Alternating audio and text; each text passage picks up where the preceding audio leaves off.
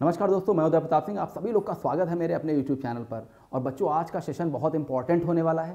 Preposition से related मैं बहुत गजब कॉन्सेप्ट आपके लिए लेके आया हूँ। एग्जाम के लिए बहुत प्रॉफिटेबल हो सकता है। जैसा कि आपने देखा कि मैंने प्रेपोजिशन की कुछ क्लासेस आप लोग को दी हैं ऑलरेडी।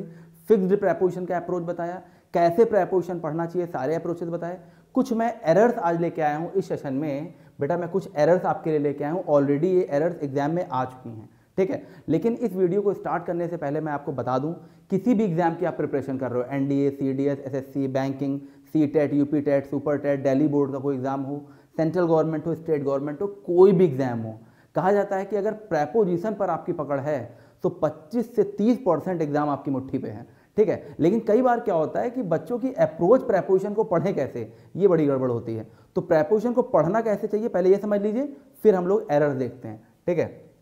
तो देखिए, प्रेपोजिशन को पढ़ना कैसे चाहिए, आइए देखते हैं।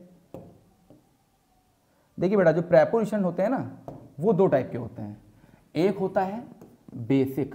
क्या होता है? एक होता है बेसिक।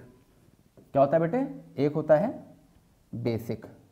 एक्सक्यूज मी, देखिए, एक होता है बेसिक प्रेपोजिशन,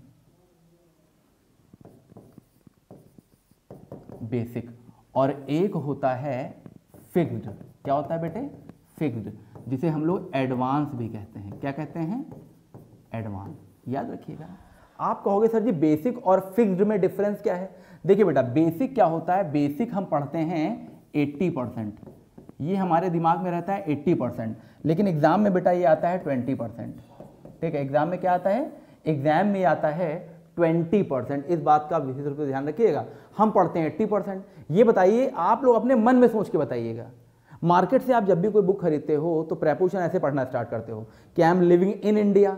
इन का यूज पता हो जाए, ऑन का यूज पता चल जाए, ठीक है, एट का यूज पता चल जाए, अंडर, ओवर, अबव, बिलो। नहीं आता बेटा ये सब एग्जाम में। क्या ये एग्जाम का लेवल रह गया है इन इंडिया की? इंडिया के लिए इन आएगा कि ऑन आएगा, एट आएगा? क्या किसी एग्जाम में ऐसा पूछता है?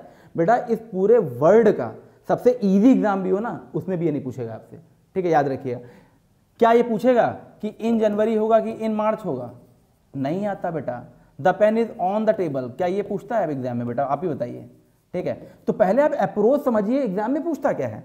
The pen is on the table. अब देखिए, बच्चा भी बता देगा कि the pen is in the table आएगा कि ऑन द टेबल आएगा।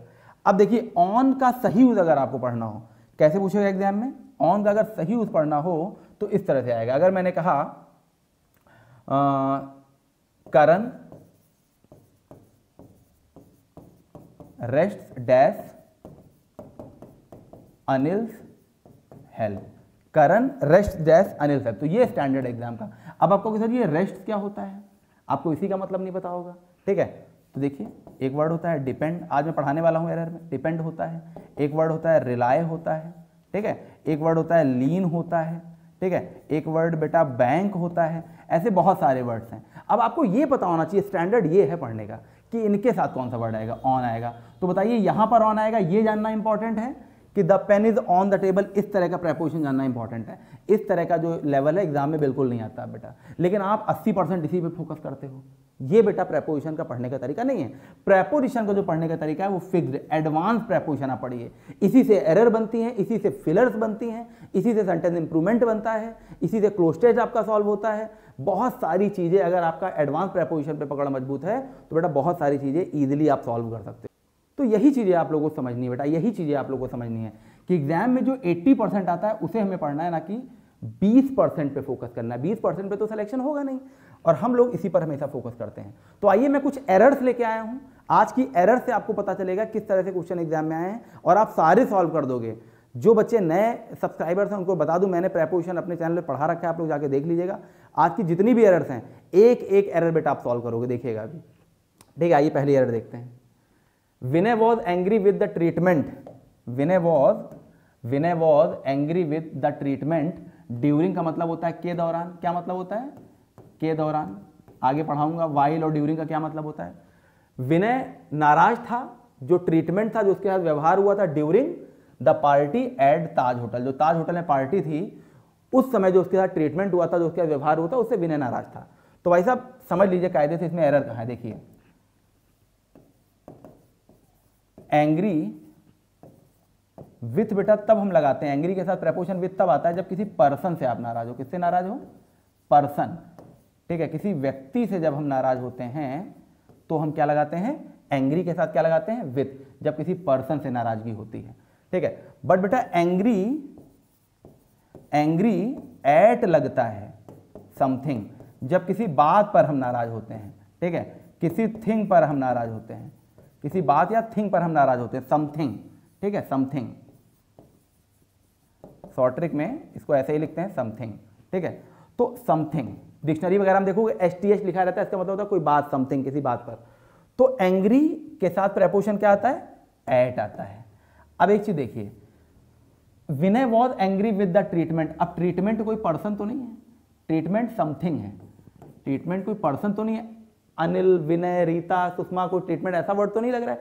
ट्रीटमेंट एक सिचुएशन नजर आ रही है। तो जब आप किसी सिचुएशन पर नाराज होते हो, किसी चीज पर नाराज होते हो, तो एंग्री के साथ विथ ना लग के क्या लगता है बेटे? एट। तो यहाँ विथ में एरर है, यहाँ क्या हो जाएगा बेटे? एट। इस तरह से एरर आपको एग्जाम में पढ़नी है। जबकि एट को आप बेसिक में कैसे पढ़ते हो? I am living at Lucknow, at Hazratganj, नहीं आता एग्जाम में। इस तरह से आता है कि आपको पता हो एंग्री के साथ एट कब आएगा, एंग्री के साथ विथ कब आएगा। तो यहाँ ट्रीटमेंट आया था, ये समथिंग की बात कर रहा है, किसी सिचुएशन की बात कर रहा है, ड्यूरिंग द पार्टी। एक सेंटेंस आप लोग देख लीजिए, इस पर सेंटेंस देख लीजिए, देख लीजिए। Vinay was angry with his father. अब फादर कौन है? एक पर्सन है। तो देखिए विनय के साथ हमने क्या लगाया है? विनय के साथ जो एंग्री वर्ड आया है क्या क्या है? विथ आया है। विथ क्यों आया है? क्योंकि फादर क्या है? पर्सन है, राइट बेटे। बट अगर यही सेंटेंस में लिखूं Vinay was angry at his brother's behaviour. तो अब बेटा बताइए, विनय अपने भाई से नाराज था कि उसके व्यवहार पर नाराज था? बताइए, विनय अपने भाई के बिहेवियर पर नाराज था, ना कि अपने भाई से नाराज था। तो बिहेवियर क्या है? बिहेवियर समथिंग है, कोई सिचुएशन है, कोई बात है कि जो उसका भाई ऐसे व्यवहार कर रहा था। मतलब आपने ऐसा व्यवहार क्यों किया? व्यवहार पर नाराज हूं मैं, आपसे नाराज नहीं हूं, ठीक है। अगर मैं कहूं the principal was angry with Karan, तो प्रिंसिपल करण से नाराज था। लेकिन अगर मैं कहूं the principal was angry at Karan's absence, Karan की जो एब्सेंस थी, करण की जो अनुपस्थिति थी, विनय प्रिंसिपल उस पर नाराज था। तो याद रखिएगा, एट तब एंग्री के साथ हम लगाते हैं जब कोई सिचुएशन हो, और विथ तब लगता है जब कोई पर्सन हो। तो पहले में जो एरर आपने देखी वो कहां थी?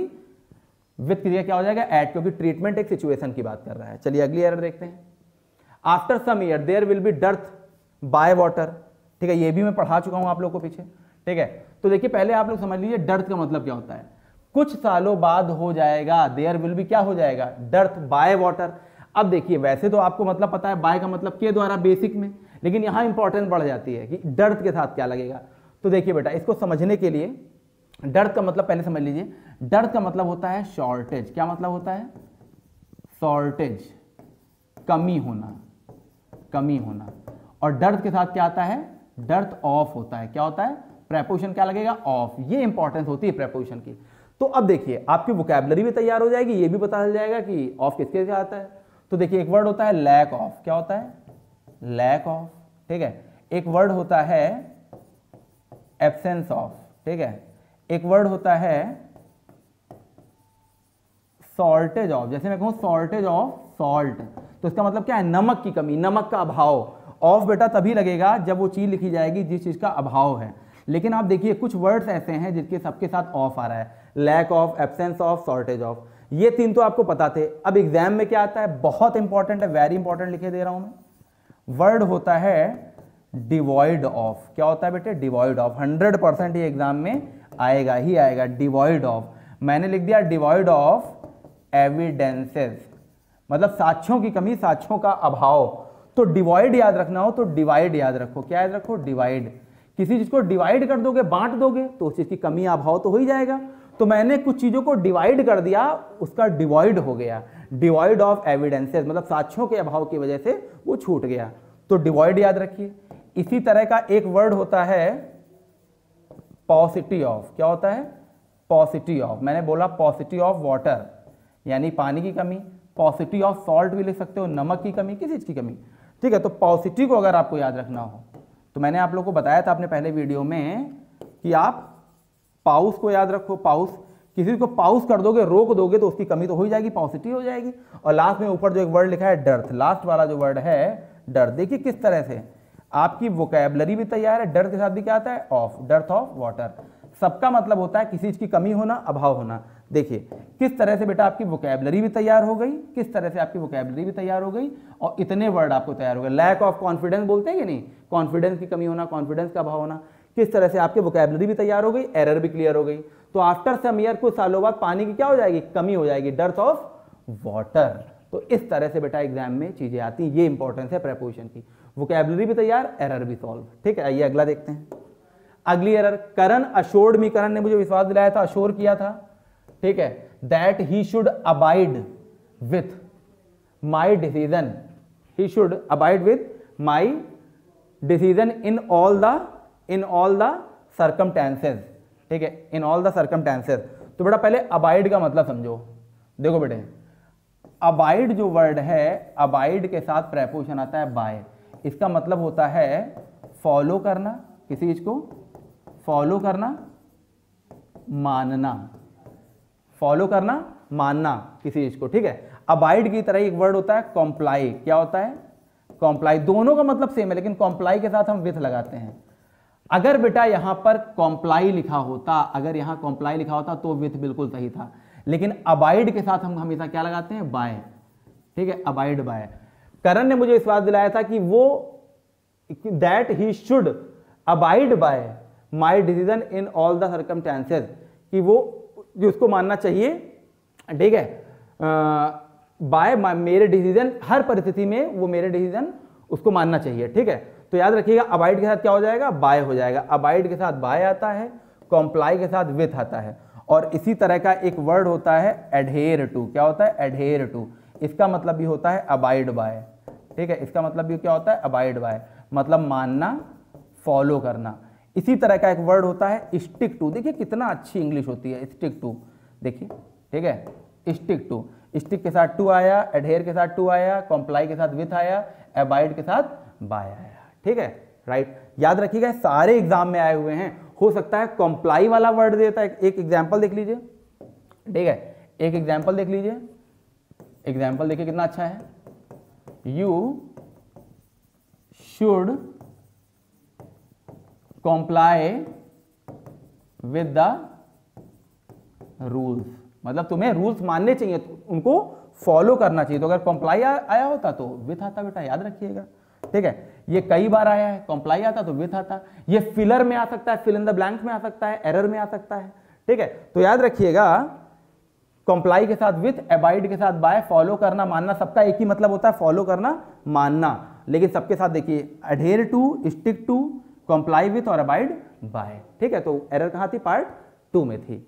अगला ये देखते हैं, अगला एरर देखिए, Mohan depends and at Anil's help. तो भैया अभी मैंने शुरुआत में बताया था, डिपेंड्स के साथ प्रेपोजिशन एट ना लग के क्या लगता है? ऑन लगता है। कुछ वर्ड देख लीजिए, एक वर्ड तो डिपेंड ही हो गया, एक वर्ड होता है रिलाय, एक वर्ड होता है रेस्ट, एक वर्ड होता है बेटे लीन, एक वर्ड होता है बैंक या बैंकिंग भी बोल सकते हो, और एक वर्ड होता है रिलायंस, ठीक है। मैंने ये पढ़ाया था प्रीवियस क्लासेस में, इस पर एरर्स भी आ सकती हैं।